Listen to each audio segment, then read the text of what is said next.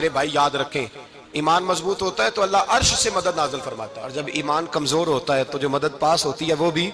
چھن جاتی۔ ایمان کا موضوع بیان کر کے دو باتیں گزارش کرنی ہے۔ ایک وعدہ کیا میرے نبی پاک، ذرا ایک تجربہ کریں تو صحیح، اس پر بھی ذرا تجربہ کریں، یہ 8 دن یہ نسخہ آزمائیں تو صحیح۔ رسول پاک نے فرمایا تو نماز پڑھ، تیرے نبی کا وعدہ ہے تیری روزی میں برکت ہو جائے گی، اس کو ذرا آزمائیں تو صحیح، آزمائیں تو صحیح۔ حضور نے فرمایا من صمت نجات، جو چپ کر گیا وہ نجات پا گیا۔ ذرا کچھ دن ایک ہفتہ زبان پہ پابندی تو لگائیں، بس خیر ہی بولیں، ذرا ایک ہفتہ اگلے جمعے تک ذرا دیکھیں تو صحیح، واقعی چپ کرنے سے سکون ملتا ہے، دیکھیں تو صحیح بھلا حضور کا یہ نسخہ آزمائیں تو صحیح۔ ایمان اور بھلا خاموش رہنے سے سکون ملتا ہے، طبیعت کو ڈھارس ہوتی ہے، اچھا سوچنے سے انسان کو سکون ملتا ہے۔ ہر آدمی کے بارے میں ایک ہفتہ ذرا اچھا سوچ کے تو دیکھیں، یہ تجربہ ذرا آزمائیں بھلا کیا ہوتا ہے۔ او بھائی، کبھی تو نے رب کریم کی بارگاہ میں سر سجدے میں رکھ کے مانگا ہی نہیں،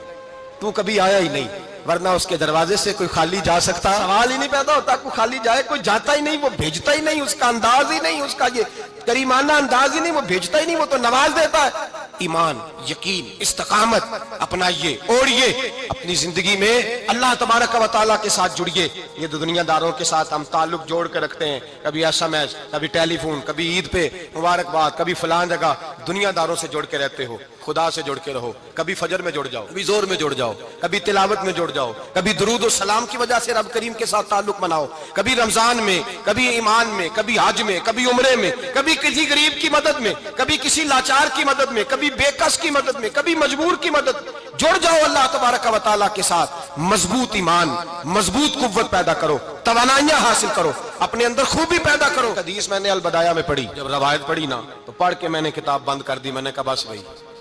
اب اس سے آگے کہاں جانا ہے کسی نے، یہ تو حد ہے، اس عنوان پر حد ہے۔ حضرت انس بن مالک حدیث کے راوی، میری طرف دیکھیے گا، حضرت انس بن مالک حدیث کے راوی ہیں، توجہ کرنا۔ ایک بی بی حضور کے پاس آئی، اپنا علاقہ چھوڑ آئی،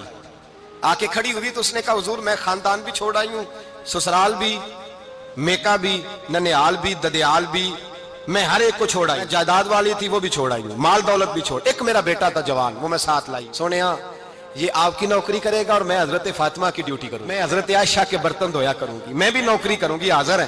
فرماتے ہیں رسول پاک نے بچہ اصحاب صفہ میں رکھ لیا، اصحاب صفہ میں، اور بی بی کو نبی پاک صلی اللہ علیہ وسلم نے عورتوں کے ساتھ متعین کیا۔ حضرت انس کہتے ہیں وہ نوجوان بڑا پیارا، بڑا میٹھا، بڑا دھیما، بڑا وفاشار، وہ سبق اچھی طرح یاد کرتا، وہ نماز دلچسپی سے پڑھتا، وہ حضور کی باتوں کو غور سے سنتا۔ کہتے ہیں بڑی دلکشا طبیعت، اس کی مقناطیسی سی شخصیت، طبیعت کھنچی چلی جائے اس کی طرف، بڑا حسین و جمیل وہ نوجوان۔ اس ماں بیٹے کے تذکرے ہونے لگے کہ بڑی جائیدادیں چھوڑ کے آئے، بڑے مال والے، انہوں نے بڑی قربانی دی ہے، ہر رشتہ ناتا توڑ کے رب رسول سے جرانہ لگایا، اللہ بڑا بے نیاز ہے۔ وہ بچہ بیمار ہو گیا، شدید علیل ہوا۔ حضرت انس بن مالک فرماتے ہیں ہم قریب جا کے بیٹھے تیمارداری کرنے تو اتنا علیل ہوا کہ اس کا وجود کانپنے لگا۔ کہتے ہیں کچھ ہی دیر گزری تو اس نے کلمہ پڑھا، روح پرواز کر گئی، روح پرواز کر گئی، سننا روح پرواز کر گئی۔ کہتے ہیں نبی پاک صلی اللہ علیہ وسلم کو بلایا، حضور آئے تو آنکھوں میں آنسو۔ نبی پاک صلی اللہ علیہ وسلم نے سر پہ ہاتھ پھیرا اور پہلے حضور نے جملے ارشاد فرمایا تم غسل دو، کفن دو، میں خود اس کا جنازہ پڑھاؤں گا۔ پھر حضور نے فرمایا نہیں، اسے غسل نہیں دینا، ارادہ بدل گیا، پروگرام تبدیل ہو گیا، اسے غسل نہیں دینا، کفن نہیں دینا۔ حضور کیا کریں؟ فرمایا اس کی اماں کو جا کے بتاؤ، یہ نہیں فرمایا بلا کے لاؤ، اماں کو جا کے بتاؤ۔ حضرت انس کہتے ہیں میں نے کوئی نرالا سے رنگ دیکھا، کوئی منفرد سا انداز دیکھا، ہمیں بھیج دیا اماں کو بلاؤ، اور خود نبی پاک اس کمرے سے نکل گئے، اور حضور کے آنسو بھی یکدم خشک ہو گئے، مزاج بدل گیا، پریشانی بدل، اماں کو بلاؤ اس کی۔ نہیں ارادہ ہے محبوب کیا ہے، ارادہ ہے خدا کیا ہے؟ تو اس کی اماں کو جا کے خبر دی، ماں کو تو بس کوئی اتنا بتا دے کہ بیٹا سائیکل سے گر گیا ہے۔ اماں ساری رات سوتی نہیں۔ ایک شاعر نے کہا تھا ایک مدت ہوئی میری ماں نہیں سوئی،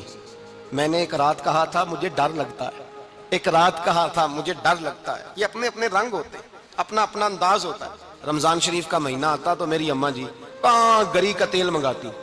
چیزیں منگاتی، اور پھر زبردستی میں منع کرتا کہ اماں جی نہیں آپ کیا کر رہی ہیں، میں تو تیل ویسے بھی ذرا کم استعمال کرتا ہوں، تو رگڑ کے، اور نہیں کتابیں بڑی موٹی ہیں، فلاں چیز بڑی موٹی، اس کا رنگ تھوڑا نرالا ہے، اور یہ جو ماں کا رنگ ہے ایسا رنگ دوسرا ملتا بھی کوئی نہیں دنیا میں، یہ اپنی مثال آپ ہی ہے۔ اماں کو کہا تیرا بیٹا، اماں ذرا دوڑی، گری، پھر اٹھی، پھر گری، پھر اٹھی، پھر گری، روتی ہوئی آئی۔ کہتے ہیں پیچھے وہ روئی، لیکن جب بیٹے کی میت کے قریب آئی تو اب نہیں روئی۔ کہتے ہیں ہمارے چہروں پہ نظر دے ڈالی اور کہنے لگی تمہارا کلاس فیلو فوت ہو گیا ہے، واقعی چلا گیا ہے؟ کہاں پردہ کر، واقعی کہاں؟ کہتے اماں نا زمین پہ بیٹھی اور پہلے اس نے بیٹے کے پیر اٹھا کے چومے، پھر سینے پہ رکھے، پھر وہاں سے اٹھی اور ادھر آئی، سر سجدے میں رکھا اور دونوں ہاتھ اٹھا کے کہنے لگی اے اللہ میں دولت کے لیے ایمان نہیں لائی، اے اللہ میں جائیدادوں کے لیے کلمہ نہیں پڑھا تھا، مولا میں تیری بارگاہ میں آئی تھی تو میں تیرے اور تیرے رسول کو مان کر آئی تھی، خدا بندہ میں نے میکے چھوڑ دیے، سسرال چھوڑ دیا، ننیال چھوڑ دیے، ددیال، وہ دشمن تھے سارے دین کے، چھوڑ کے آئی، میں نے آرزوؤں کا بڑا مکان بھی چھوڑا، خدا بندہ بیٹے نے جانا تھا، مجھے شکوہ کوئی نہیں، لیکن خدا بندہ اب میرے سارے کہیں گے تو نے کلمہ پڑھا تھا تو تیرا بیٹا ہی چلا گیا، اے اللہ کی اگر تو نے دل مسلم کی دل جوئی نہیں، تانا دیں گے بت کے مسلم کا خدا کوئی نہیں، اے اللہ میرا یقین کہتا ہے کہ اگر تو مارنے پہ قادر ہے تو زندگی دینے پہ بھی قادر ہے، خدا بندہ کافروں کو راضی نہ کر، وہ خوش ہو جائیں گے، وہ مجھ پہ تانے کسیں گے، پھپتیاں کسیں گے، اے عرش کے مالک رحمت کا دروازہ کھول، میں تیرے نبی کی بارگاہ ناز میں رہتی ہوں، نظر فرما۔ حضرت انس بن مالک فرماتے ہیں ایمان، یقین اور استقامت کے ساتھ اس بوڑھے نے جب دعا مانگی تو ہم نے مسجد نبوی کے صحن میں عجیب نظارہ دیکھا، ایک ماں نے دعا مانگی تو بیٹا اٹھ کے بیٹھ گیا، کہتے ہیں بیٹا اٹھ کے بیٹھ گیا، کلمہ پڑھ تو وہ اٹھ کے بیٹھا، ماں نے سینے سے لگایا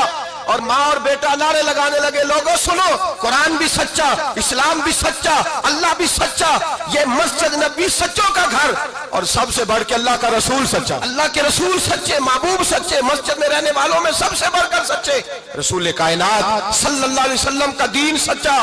فرماتے رسول پاک کو خبر دی تو محبوب نے مسکرا کے فرمایا میرے رب کی طاقتیں بڑی زیادہ ہے، ان اللہ علی کل شیء قدیر، اللہ کی طاقت بڑی ہے، ایمان تھا، یقین، استقامت، بچہ اٹھ کے بیٹھ گیا۔ حضرت انس کہتے ہیں وہ حضور کے زمانے میں بھی حیات رہا، وصال ظاہری کے بعد حضرت ابو بکر کے زمانے میں بھی موجود رہا، عمر کے زمانے میں بھی موجود، حضرت عثمان کے زمانے میں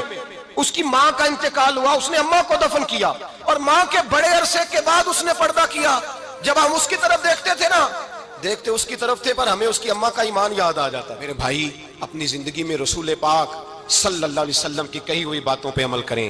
ایمان اور یقین کی دولت اپنائیں، پھر دیکھیں اللہ تبارک و تعالیٰ کتنا فضل کرتا ہے۔ حضرت ابو بصیر رضی اللہ تعالیٰ عنہ، نبی پاک صلی اللہ علیہ وسلم نے نہ طے کر لیا کفار کے ساتھ، حدیبیہ کی جنگ ہوئی تو فرمایا اگر کوئی مسلمان مکے چلا جائے گا تو کافر کہنے لگے ہم واپس نہیں کریں گے، اور اگر کوئی کلمہ پڑھنے والا ستایا ہوا مسلمان مدینے آئے گا تو مسلمانوں کو واپس کرنا پڑے گا مسلمان اپنا بندہ نہیں رکھ سکتے، اور مسلمانوں کا کچھ شخص غلطی سے بھی مکے چلا گیا تو مکے والے واپس نہیں کریں گے۔ حضرت ابو بصیر رضی اللہ تعالیٰ عنہ صحابی تھے، باپ نے، بھائی نے، محلے والوں نے قید کیا ہوا تھا کلمہ پڑھنے کی وجہ سے، پیروں میں زنجیریں تھیں، بیڑیاں تھیں، کسی طریقے سے جیل توڑ کے دوڑے مدینے پہنچے، کہتے ہیں رستے میں کسی آدمی کے ساتھ گھوڑے پہ کچھ دیر بیٹھا پھر پیدل چلا، صحابہ کہتے ہیں اتنا دردناک منظر بڑا کم ہم نے دیکھا، ابو بصیر جس گلی سے گزرتے وہاں خون پھیل جائے، ان کی ٹانگیں خون سے کٹتی، وہ زنجیریں بندھی ہوئی، در رسول پہ حضور میں بھاگ کے آیا ہوں، کہتے ابھی نبی پاک صلی اللہ علیہ وسلم ان کی بات سونی رہے تھے کہ پیچھے سے قریش کے 2 سپاہی بھی آ گئے، حضرت سیدنا ابو بصیر سامنے کھڑے، سامنے 2 سپاہی آ گئے، ذرا دیکھیے ایمان کی پختگی، ایمان، یقین اور استقامت۔ امام بہقی نے دلائل کے اندر لکھا ہے، فرماتے ہیں نبی کریم صلی اللہ علیہ وسلم نے ان کی طرف دیکھا، حضور کی مقدس آنکھیں آنسوؤں سے بھر گئیں، حضور نے فرمایا ابو بصیر تیری تکلیف مجھے نظر آ رہی ہے پر میں نے وعدہ کیا ہوں، میں نے وعدہ، بھئی یہاں ڈٹ کے رہنا بڑا مشکل ہے، یہاں قائم رہنا بڑا کٹھن مرحلہ ہے، یہاں آزمائش کے موقع پر دین پر انہوں نے تو رکھا ہی نہیں، لوگ تانے دیتے ہیں، باتیں کرتے ہیں، رکھا ہی نہیں، تو پھر ان کا بنتا ہے۔ حضور نے فرمایا تجھے جانا پڑے گا۔ صحابہ کہتے ہیں پورے مدینے میں ایسے تھا جیسے سوگ کا سما ہو، جب وہ 2 سپاہی حضرت ابو بصیر کو پکڑ کے لے جا رہے تھے